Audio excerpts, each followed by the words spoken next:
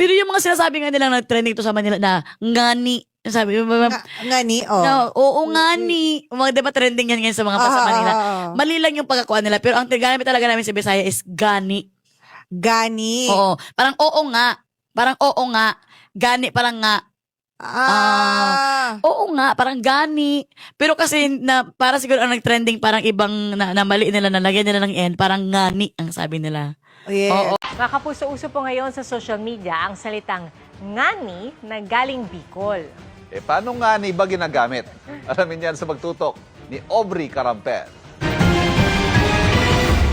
Mapa-social media man o sa labas ay madalas natin naririnig ang salitang ngani.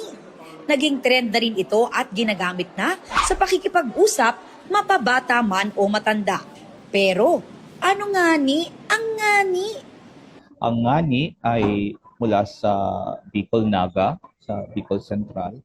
Samantalang sa Bicol Rinconada, ito ay nagiging ngani.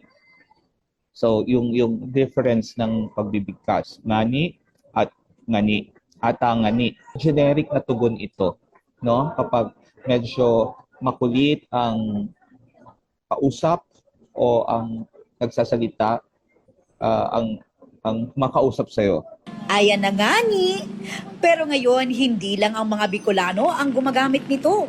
Kasalukuyang henerasyon na ginagamit ito bilang parang madali ang tugon. Nagiging generic na response na parang okay,